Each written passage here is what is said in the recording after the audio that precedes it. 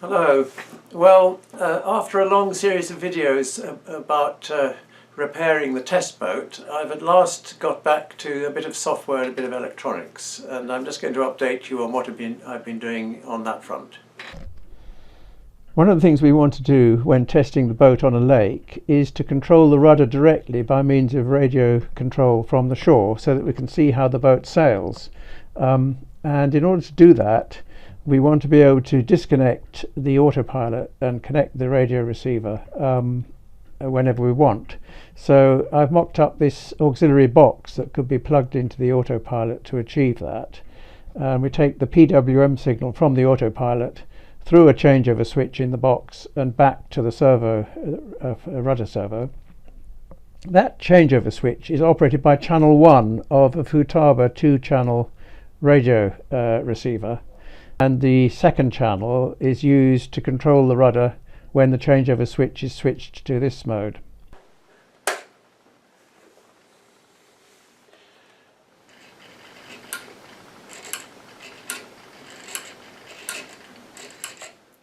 And I've set it up so that the trim will move it over sufficiently. So then we can control the rudder with the other control, the other channel 2. However, I don't actually like this arrangement because look what happens if I wave the thing around. Don't think that's good enough. So I think possibly back to the drawing board on that. I was aware when I devised this microswitch arrangement that it was somewhat crude, and I thought, well, really you ought to use some electronics to measure the PWM signal and operate a relay. But I thought, well, I'll probably need an op-amp and a Schmidt trigger and God knows what. It'll take a long time to devise that. Maybe this microswitch will do. But I'm beginning to think that probably I need to do it electronically the proper way in the first place. One of the things we wanted to do was to have part of the autopilot as a kind of helmsman loop, so that you could give the helmsman a course to steer, and it would then operate the rudder in order to maintain that course, operating separately from the rest of the autopilot logic, which could be thinking about tacking and order things like that. So I've got that thing here. I've set it on a course of 20 degrees. If the boat then drifts to starboard, the rudder will move in the opposite direction to correct that drift, and likewise if it drifts to port. I've shown you this display before, but I've enhanced it, and I just wanted to update you on a few developments. First thing I've got is that I've put a graph, a blue graph in the top right hand corner, which shows the heading and the steer of the rudder plotted against time. So if the boat drifts to starboard, as shown by the red thing going upwards, then you can see that the rudder moves to port by a similar amount or proportionate amount,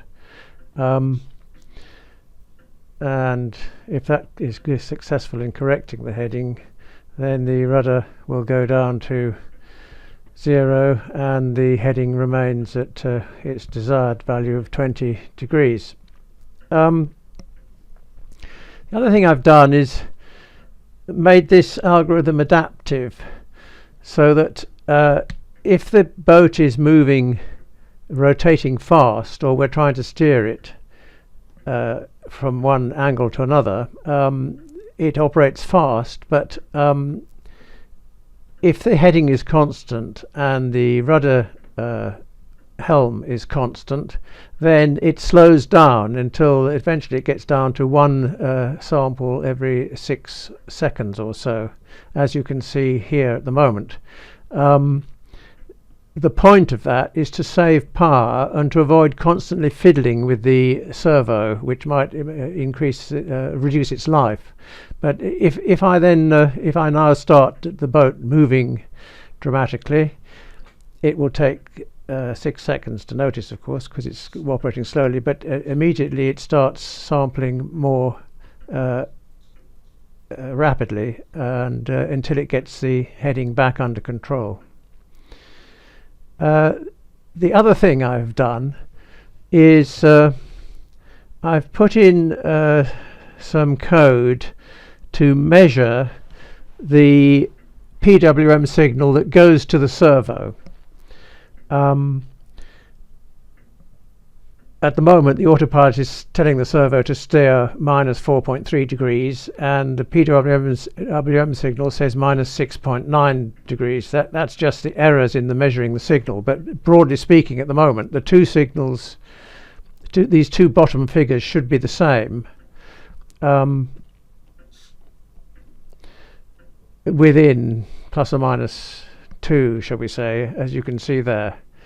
But the point is, if we were to use that changeover switch to suddenly decide to control the rudder from the radio control rather than from the autopilot, then this PWM signal will still show what the rudder is actually doing, and therefore it will pass back over the telemetry, so that we will still be able to see how the manual operator is controlling the rudder. I should say that the parameters that determine when this helmsman loop slows down need to be carefully adjusted, not on a lake but in the sea, because I don't know how the heading changes due to wave motion and so on. So that's something that we've got to investigate. But it is necessary to slow the helmsman down so that it's not constantly fiddling with the servo and chewing up battery power and just wearing the servo out. At the moment, there is a scale factor applied between the heading and the rudder, so that, for example, if the heading is off by 30 degrees as it is at the moment, the scale factor is 0.7, so the rudder only steers by 22 degrees. That scale factor could be adjusted depending upon how effective the rudder is at changing the course of the boat, and indeed it could be adjusted according to the speed of the boat through the water if we knew that information. Another thing that I should do, but which I have not done yet, is if the boat, let's say, is off course, it's 40 degrees here to the right, the helmsman algorithm applies a certain rudder, then waits, and if that situation then persists and that rudder movement does not cause the boat to swing back on course, then it will just sit there applying a fixed rudder movement, as it is at the moment. It's applying a 30-degree rudder movement despite the fact that the heading remains 43 degrees off course. What it should really do is to notice that the given rudder movement is not causing the necessary change in the boat's movement, and increase the rudder movement like that. I have not put in such an adaptive feature at the moment, but it's something that is probably needed. Well, that's where I've got to so far. Obviously, these algorithms and ideas may well need to be changed considerably as soon as we actually put the software on a real boat in a real situation.